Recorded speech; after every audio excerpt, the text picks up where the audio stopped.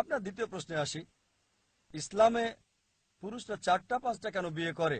ইসলামী হচ্ছে একমাত্র ধর্ম, আর কোরআনই একমাত্র ধর্মীয় গ্রন্থ এই পৃথিবীর বুকে যেটা বলছে একটা বিয়ে করতে। কোনো ধর্মগ্রন্থ নেই কোরআন ছাড়া, আমি তুলনামূলক ধর্মতত্ত্বের ছাত্র, যেটা বলছে যে একটা বিয়ে করো।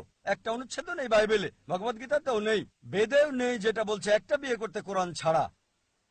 যদি আপনারা হিন্দু ধর্মগ্রন্থ রামায়ণ পড়েন, শ্রীরামের পিতার কতজন স্ত্রী ছিল? কতজন স্ত্রী? একাধিক। একাধিক, 3 জন। সুন্দর। শ্রীকৃষ্ণ মহাভারতের মতে তার কতজন স্ত্রী ছিল? অগণিত।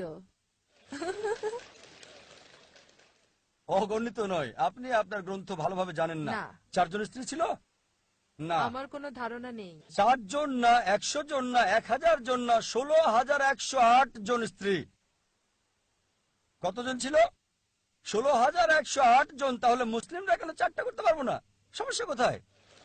শ্রীকৃষ্ণের যেখানে স্ত্রী ছিল 16,108 জন, আমাদের 4 জন হলে সমস্যা কি?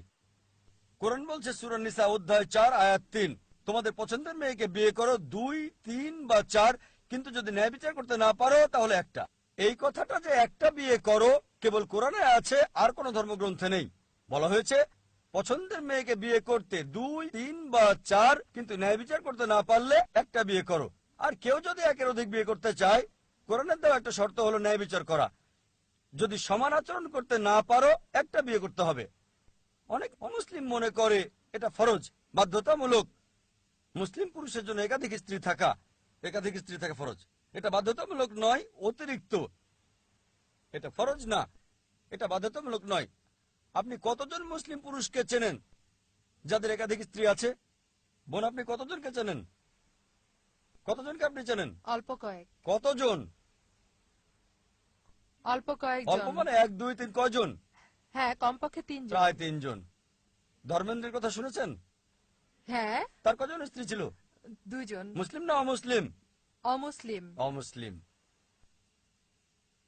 আপনার সাবেক মুখ্যমন্ত্রী, ওনার নাম কি? জয়ললিতা। হ্যাঁ। হিন্দু না মুসলিম? হিন্দু না মুসলিম? হিন্দু। হিন্দু। সুন্দর। ইন্ডিয়াতে অনেক অমুসলিম আছে যাদের একাধিক স্ত্রী আছে, মুসলিমদের চেয়ে বেশি।